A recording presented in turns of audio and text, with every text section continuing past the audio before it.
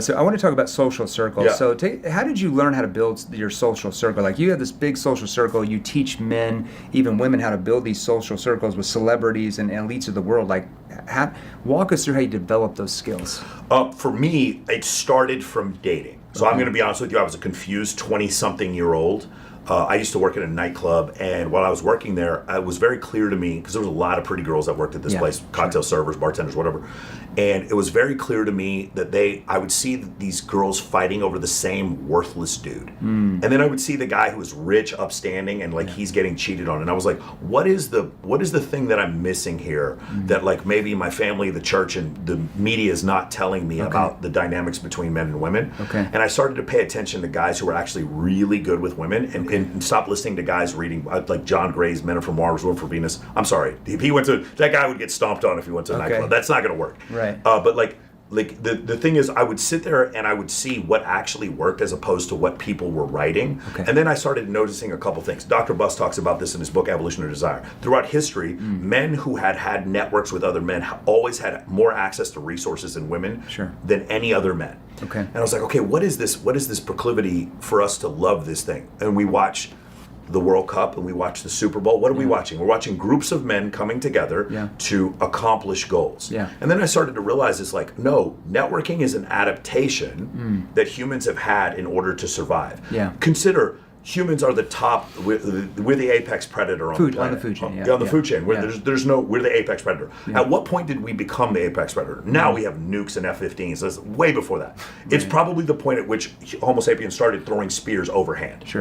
At that point, when you consider it, humans are an apex predator above lions, tigers, and bears, but no one human is going to kill a lion, a tiger, or a bear without a firearm. And so how did that happen? It was teams of humans working together with facial expressions and vocal language in order to kill the lion or tiger or bear to gain protein to go feed the tribe or to get rid of predation, to get rid of predators that were threats. So that whole idea of men and women working together in a teamwork fashion is what made us the top of the food chain.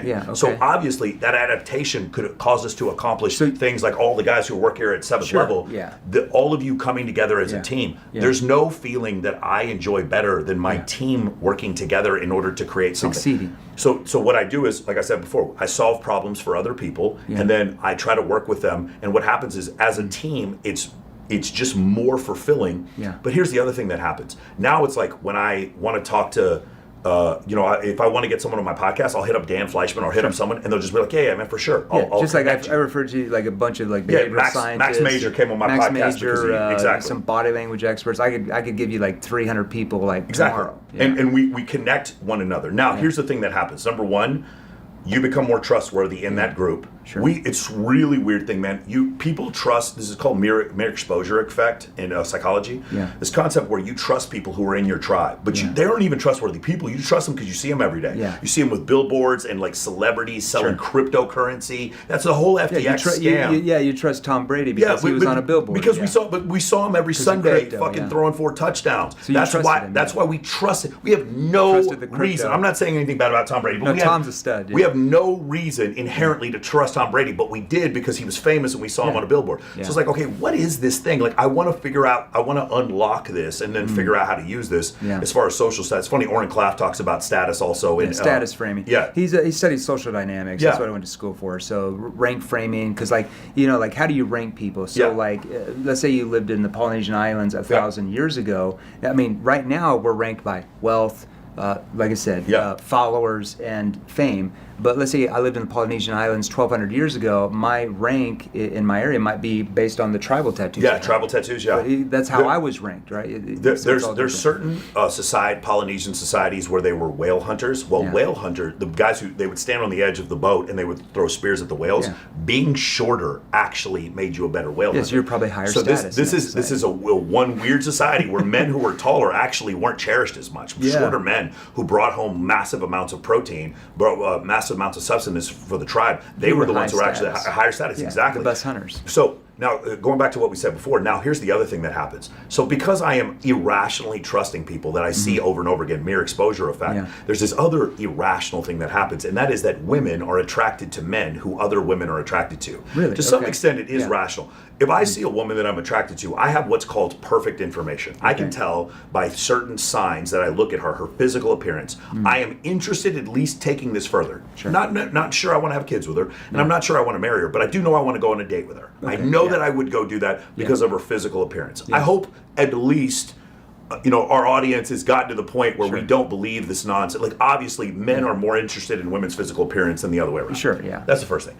But what happens then is, like, now when she looks at me, she has imperfect information. Am I a stalker, a weirdo? Do I smell funny? Am I terrible in bed? She's framing but she doesn't based know on what she sees. Now, if we go look at dating apps, women find 80% of men on dating apps to be below average attractiveness. They're not attractive. Only 20% they consider to be attractive, and only 4.5% they consider so attractive that they would like make a move. Sure. Right? Yeah. So what is this? Well, now most men are unattractive. Does that make sense? Yeah. And she has incomplete information. Yeah. How can she get as much information as possible in the shortest way possible? If you're another beautiful women around. So what I teach.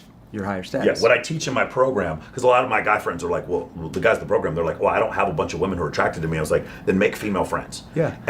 And so from the dating space over the last 15 years, men and women being friends was anathema. People hated this idea. I was getting crucified since '08 for telling people, guys, you want to meet women? Have a ton of female friends. Have a ton of female wingmen. My two biggest wingmen, CJ Sparks and Kylie Myers, they're both playmates. They're both published playmates. Okay. And then another one, my friend Kaylin Franca, she owns a modeling agency. Sure. We go out, and then another friend of mine, Sierra Nowak, she got me, she's the reason I'm the host of Swimsuit USA's World Championship. Yeah. These are women who introduced me to other women. My girlfriend, when I met her, there were 4 girls in a bar. We were in Mexico at a competition, and they all texted me like, she's here, like, because they knew I liked this one girl. Right.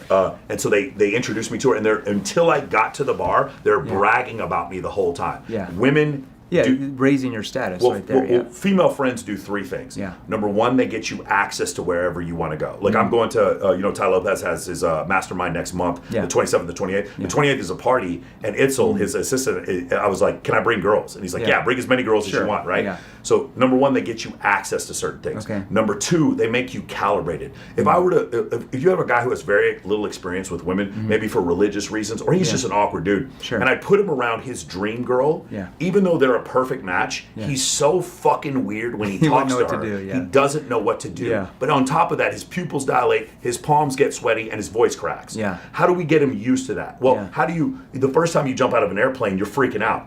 If you were to jump out of an airplane 10 times in one day, by the last time you'd have such adrenaline fatigue, you wouldn't even care. Yeah. You'd just, I'm jumping out, you just roll out of the airplane. You wouldn't even care. Well, if you're around beautiful women constantly, I've heard women remark to me, they're like, I come up to you in a bikini and you don't even look at my boobs. Like because you're acting detached. So used to seeing them. Yeah, because men are all these types like, oh, you look so hot, you're so beautiful, and they're just like, ugh. So you've seen Ray Lewis before they go out and play football, the pregame speech where he's like, no weapon formed against, and he's screaming. I do the same thing at you'll see it tomorrow at my bikini competition. Okay. I do the same thing at my contest. Everybody gets in the middle, and I'm like, we're about to make some fucking money, and the girls start screaming. And they're like, this guy's treating me like a normal human being. Like a friend. I'm so used to being around them that their beauty doesn't affect me, which makes me look higher status to them. You're actually putting them almost in the friend zone where it actually makes you more attractive to them. I am exactly putting them in the friend zone. You skipped ahead. Spoiler alert. Yes. I know this. I put every woman I meet in the friend zone. Yeah. That's what I do. And then when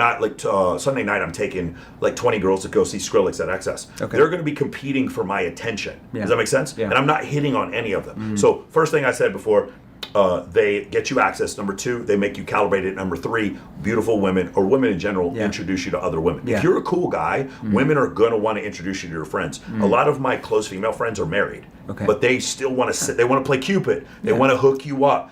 And so this concept, now look at that. Now all of a sudden I'm backstage at a fucking conference I'm not supposed to be backstage at. Right. They're introducing me to people I'm not supposed to know. Yeah. I have this one female friend of mine. This girl's been engaged like 7 times, twice to like a billionaire. Okay. She ends up never getting married. Yeah. And like I would never date this girl because I can tell she's trouble. She's nothing but red flags. But every time we go out, she's introducing me to some incredibly wealthy guy. Yeah. And we've never even touched. She's like my sister. Yeah. Yeah. And it's like they're the best networkers I've ever met.